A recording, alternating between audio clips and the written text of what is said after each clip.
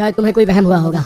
इतना कहकर लक्ष्मण दोबारा चलने ही वाले थे कि तभी उनके कानों पर वो आवाज पड़ी, दर्द से किसी के कराने की आवाज। वहाँ मौजूद हर किसी ने वो आवाज सुनी और डर से वहाँ मौजूद हर कोई सिहर उठा और दोबारा वो आवाज सुनाई दी, कोई मुझे बचाओ, कोई तो मदद करो।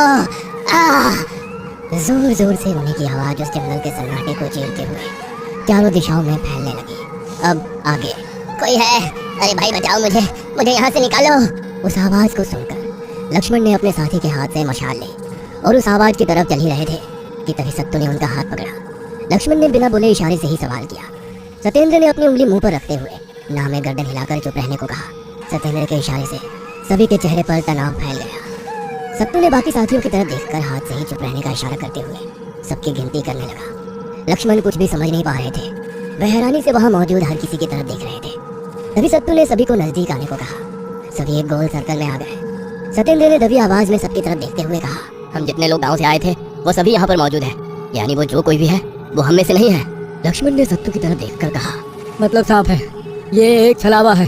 अब यहाँ से जल्द से जल्द निकलना होगा, क्योंकि अगर उसने हमारा रास्ता भटका दिया तो सुबह तक हमारी लाशें भी गांव वालों को नहीं मिलेगी। सबने एक दूसरे की तरफ देखकर हाँ में गर्दन हिलाई और चुपचाप उस संकरी सड़क से चलने लगे। अब वो आवाज धीरे धीरे तेज होने लगी। लग रहा था जैसे कोई गुस्से से उन्हें पुकार रहा है, कहाँ जा रहे हो मुझे छोड़कर, अरे मेरी मदद करो, मुझे बचाओ। पर किसी ने उस आवाज की तरफ ध्यान नहीं दिया। वे आगे बढ़ते हैं पर वो आवाज लगातार आ रही थी, कभी दाएं तरफ से तो कभी बाईं तरफ से तो कभी उन सभी लोगों के बीच से। पर बिना रुके बिना मुड़े वे चलते रहे।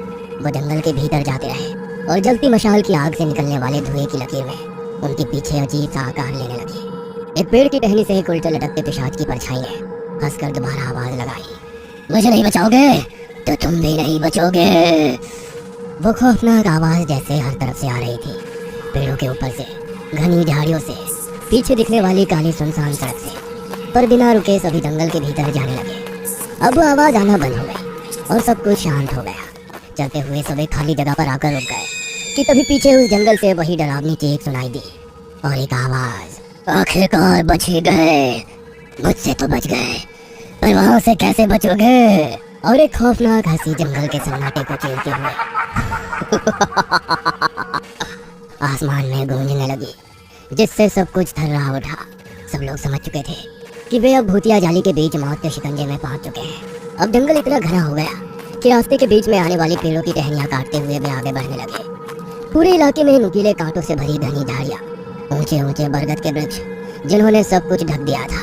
लक्ष्मण और सत्तू ने कमर के चमड़े के पट्टे से बंधे अपने अपने हथियार निकाले और पेड़ की टहनियां काटते हुए अपने दल के लोगों के लिए रास्ता बनाते हुए आगे बढ़ने लगे। उनके पीछे दबे कदमों से चलते हर किसी के चेहरे पर तनाव साफ साफ नजर आ रहा था। चलते चलते वे काफी भीतर तक आ गए। मशाल की रोशनी में उन्हें जंगली जीव दिखाई दे रहे थे।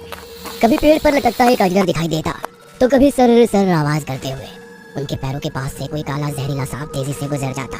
हर कोई संभल कर कदम बढ़ा रहा था, क्योंकि उनके चारों ओर मौत मंडरा रही थी। उनके दल में सबसे पीछे जो मशाल लेकर चल रहा था वो काफी थक चुका था, प्यास भी लगी थी, जिससे गला पूरी तरह से सूख गया था। चलते चलते वो आसपास के इलाके में पानी का झरना तलाशने लगा ताकि पानी पी सके। तभी एकदम से उसके कानों में एक अजीब सी आवाज पड़ी। उसने अपने चलने की रफ्तार थोड़ी कमी की ताकि उस आवाज को ठीक से सुन सके, और वो आवाज सुन उसके कान खड़े हो गए। किसी औरत की खिलखिलाती हुई हंसी की धीमी आवाज उसके कानों पर पड़ने लगी। उसे थोड़ा अजीब लगा, पर बिना रुके वो अपने दल के लोगों के साथ चलता रहा। पर दोबारा एक अजीब सी आवाज ने उसका ध्यान अपनी तरफ खींच लिया। छम छम छम करती पायल की आवाज, जैसे कोई महिला उनके साथ कदम से कदम मिलाकर चल रही थी। वो आवाज पीछे से आ रही थी, इसलिए चलते चलते उसने अपनी गर्दन घुमाते हुए पीछे मुड़कर देखा। वो जिस रास्ते से आ रहे थे, पीछे उसी सड़क पर एक महिला सिर पर पानी से भरा मटका लेकर उनके साथ चल रही थी। उस महिला को देखकर वो आदमी एकदम से वहीं पर रुक गया। इसके साथ वो महिला भी वहीं पर रुक गई। दोनों एक दूसरे को ही देख रहे थे। अपने हाथ में पकड़ी जलती मशाल की रोशनी को आगे करते हुए वो उस महिला को ठीक से देखने लगा। वो महिला उससे 20-25 कदमों की दूरी पर होगी।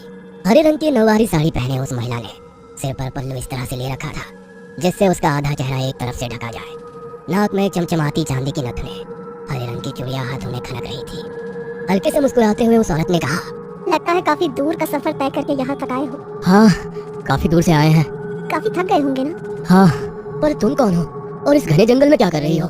तब उस महिला ने अपना नाम सुगंधा बताया और वो यहाँ पानी लेने आई है बताई। कहते हुए वो महिला उसकी आंखों में देखने लगी। उस महिला की नीली आंखों में देखते हुए वो आदमी जैसे सम्मोहित हो रहा था। तो पानी पियोगे? उस औरत की आवाज में अजीब सी मिठास थी जिससे वो उसकी तरफ खींचा चला जा रहा था। उसकी आंखों में देखते हुए उस औरत ने फिर से पानी के लिए पूछा। उसने हाँ में गर्दन हिलाई और उस महिला की तरफ चलने लगा। उस महिला की खिलखिलाती हंसी उसके कानों में गूंज रही थी। जैसे जैसे वो आगे बढ़ने लगा वो महिला पीछे पीछे सरकते हुए हल्के हल्के मुस्कुराने लगी। वो बिना रुके आगे बढ़ता रहा। कुछ कदम पीछे आकर वो महिला एक जगह रुक गई और वो एक कदम आगे बढ़ते हुए उस महिला के करीब पहुंच गया। अब वो इतना नजदीक आ चुका था कि अपना हाथ आगे बढ़ाकर आसानी से उसे छू सकता था। उस आदमी ने हाथ में पकड़ी मशाल ऊपर उठाई और आग की रोशनी में उसकी आंखों में देखने लगा। उसकी आंखों में अजीब सी चमक थी। पल्लू दांतों से दबाए उस औरत ने पूछा, क्या देख रहे हो? उसकी गहरी आंखों में झांकते हुए उसने कहा, तुम्हारी खूबसूरती निहार रहा हूँ, इन नशीली आंखों से झलकती शराब देख रहा हूँ, तुम्हारी पायल की आवाज कानों के रास्ते दिल में उतार कर समेट रहा हूँ। उसकी बहकी बातें सुनकर वो महिला हल्के से मुस्कुराई। लगता है काफी प्यासे हो। हाँ, काफी प्यास लगी है। इतना कहकर उसने हाथ में पकड़ी मशाल को जमीन पर एक जगह धंसाकर अपने घुटनों के बल बैठते हुए उसकी आंखों में देखने लगा। वो औरत भी अपने सर पर ढोया हुआ मटका हाथ में लेते हुए उसकी आंखों में आंखें डालकर देखने लगी। थोड़ा झुकते हुए पानी पीने के लिए उस आदमी ने अपने दोनों हाथ फैलाए। मटके को धीरे धीरे तिरछा करके वो औरत उसके हाथ पर पानी डालने लगी।